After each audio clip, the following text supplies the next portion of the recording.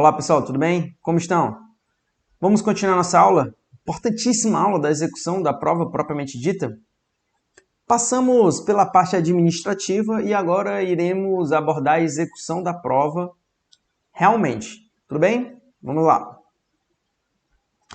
O ideal da execução da prova propriamente dita é baseada em um planejamento prévio do tempo, que permitirá atingir a pontuação mínima por disciplina ou bloco de disciplinas.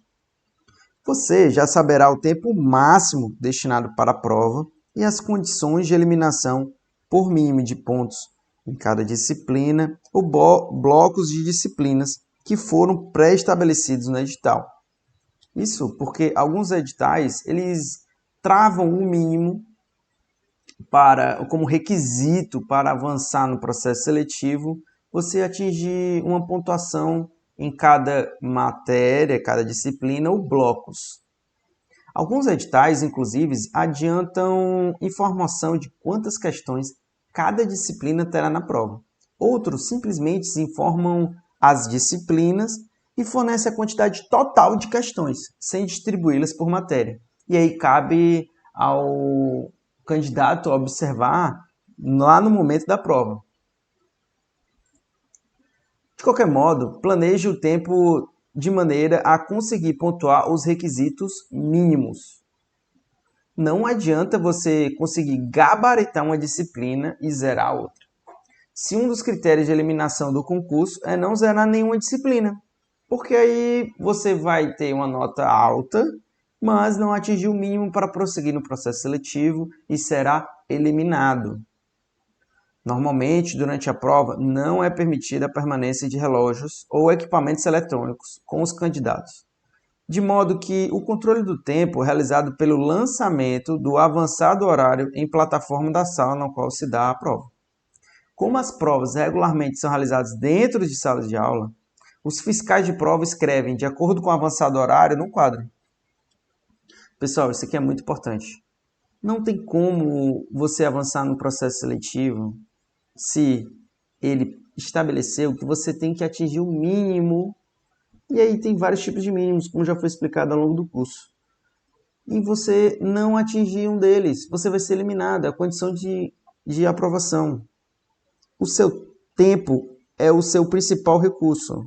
Nesse caso, você tem que separar o seu tempo para atingir o mínimo. Aqui temos um exemplo de um planejamento a respeito da execução da prova 1, que é aquela de conhecimentos gerais do cargo de agente fiscal de rendas do Estado de São Paulo. O auditor fiscal da Receita Estadual de São Paulo. Aquele edital que a gente trabalhou para a produção do planejamento de estudo. Então vamos lá entender aqui essa tabela. Temos a coluna da prova, da disciplina, a quantidade de questões por disciplina e o tempo que a gente destinou para aquela disciplina. Eu peço especial atenção que a gente colocou aqui uma coluna, uma linha que não existia, que é a seguinte: adicionamos 30 minutos para o preenchimento do gabarito. Veja que temos um total de 100 questões e teríamos à nossa disposição 240 minutos, sendo que destinamos 30 minutos para o preenchimento do gabarito. Talvez essa atividade não demande realmente o tempo todo destinado, mas veja que isso não se mostra um problema. Você terá um problema se não reservar tempo e o prazo da prova se encerrar, permanecendo seu gabarito em branco. Lembre-se que a banca irá avaliar, para fins de pontuação, somente o que foi lançado na folha de gabarito. Se você não preencher a folha, ou seja, deixá-la em branco, será atribuído 0 pontos para aquela questão. Se fizer muito rápido e errar o preenchimento, também vai perder a pontuação. Logo, o preenchimento do gabarito é a etapa fundamental para a aprovação e deve ser reservado tempo adequado para a atividade. Peço que veja também que o lançamento do tempo que eu mesmo propus aqui, ele respeita uma ideia força de quantidade de questões para a quantidade de tempo destinado. Às vezes não é perfeito, porque aqui temos 30 questões e 60 minutos, 2 minutos por questão. Mas aqui temos 10 questões e 25 minutos. Em tese, partiu-se do pressuposto que uma questão de matemática financeira ou de estatística iria levar mais tempo para sua execução. Isso aqui é uma ideia, pessoal. Não se prendam perfeitamente no que está lançado, mas façam um microplanejamento do tempo. Não deixe tudo para a última hora. Na hora da execução, você vai ter que dividir exatamente como vai ser. Não. Previamente, você vai saber todas as matérias por prova, vai saber os mínimos, vai saber a quantidade de tempo e vai fazer uma divisão. Pode fazer até sua tabela para ficar organizado, mas se não fizer, pelo menos mentalmente, faça uma divisão do tempo para cada assunto, para cada disciplina, para cada matéria. Tudo bem, pessoal? Você pode escolher a sequência das disciplinas que irá resolver. Não se prenda à organização que foi feita pela banca organizadora. Sinta-se livre para abordá-la ao seu gosto.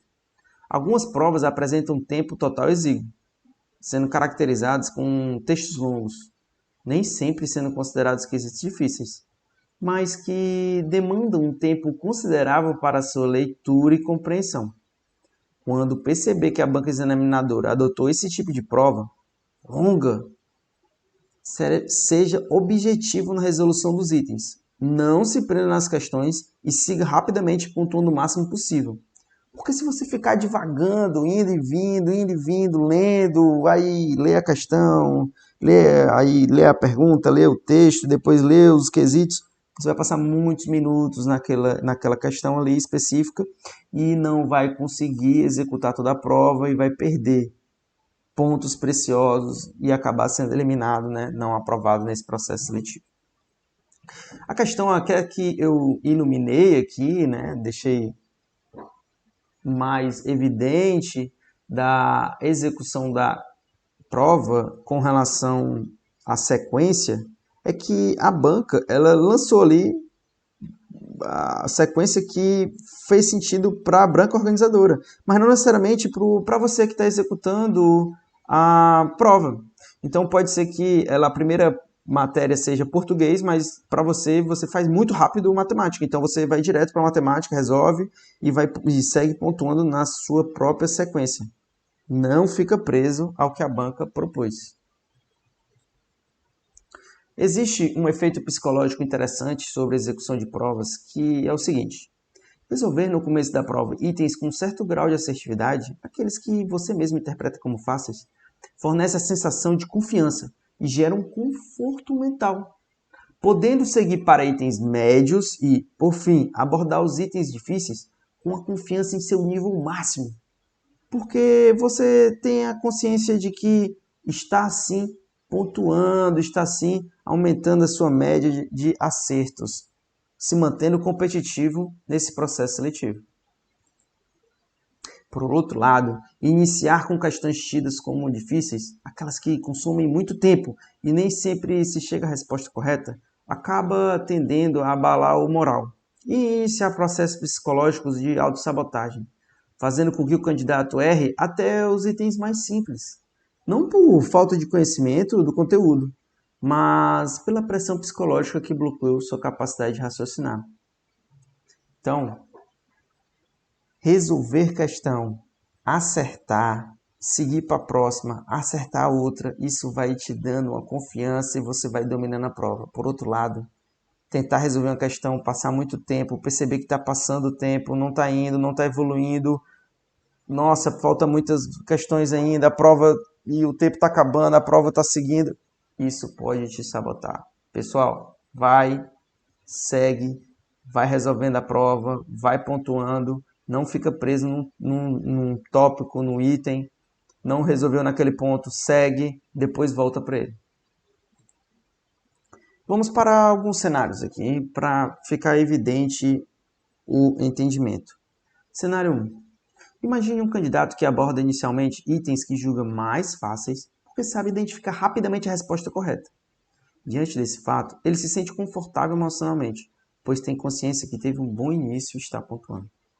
Na sequência, segue para as questões médias, complexidade maior e que demandam mais tempo, nas quais apresentam dificuldade de resolução. Mas o candidato sabe as etapas necessárias para chegar na resposta.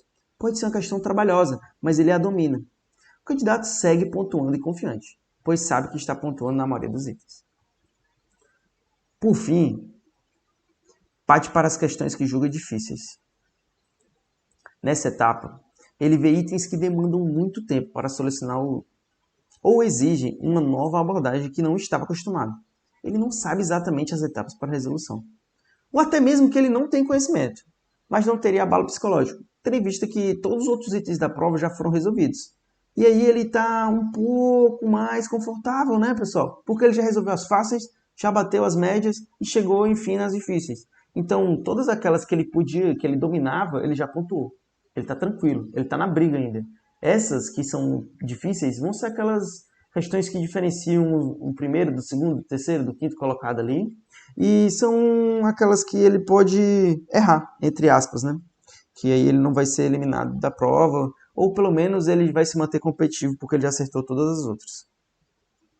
Cenário 2. Por outro lado, existe um aluno que aborda diretamente as questões difíceis, aquelas que são longas, complexas e exigem mais tempo, concluindo a solução sem certeza de ter pontuado e consumido muito tempo, causando abalo psicológico pela consciência de que o tempo está esgotando e ainda não conseguiu resolver muitos itens. Essa pressão psicológica pode intervir negativamente na solução dos itens fáceis e médios.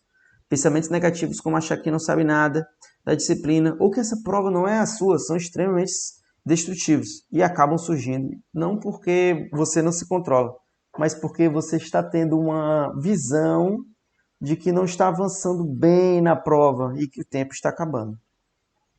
Então, pessoal, é importantíssimo entender a quantidade de questões, a sequência do que vai ser cobrado nesse turno para você, o tempo e fazer um pré-planejamento. Eu vou bater tal matéria, depois tal matéria e saber mais ou menos o tempo que você vai alocar para isso. Separe o tempo para preenchimento de gabarito e leu a questão, interpretou ela rapidamente como complexa, faz micro anotações ali no entorno da questão e passa para a próxima. Não se trava, não se prende em questão durante a execução de um concurso, de um processo seletivo competitivo. Viu que não está resolvendo, faz anotações no entorno, passa para a próxima. Resolve. Sobrou tempo, volta para ela. Mais uma abordagem, mais uma passagem na questão. Não deu, segue, preenche o gabarito tudo, deixa aquela ali, volta. Se não deu realmente para executar aquela questão, você vai fazer um estudo da situação ali. Se é um tipo de prova que uma errada elimina um ponto de uma certa, ou se é apenas aquelas ABCDE. E aí você vai fazer o uso de técnicas que aumentam a probabilidade de você indicar, sinalizar o item tido como correto. Não deixe de preencher o gabarito, com calma. Inclusive, eu conheço gente que marcou errada e resolveu a questão certa, mas na hora de passar para o gabarito, infelizmente, sinalizou errado e não foi eliminado do concurso, mas saiu das vagas previstas no edital e foi para o cadastro reserva, tendo sido nomeado, sim, para o cargo, mas aí um delta de tempo aí de 2 anos. Então, a etapa de preenchimento de gabarito ela é muito importante, controle de tempo. Tudo bem, pessoal? Qualquer dúvida, entre em contato e espero vê-los em breve no nosso próximo encontro e continuação dessa nossa importantíssima aula. Até mais, pessoal!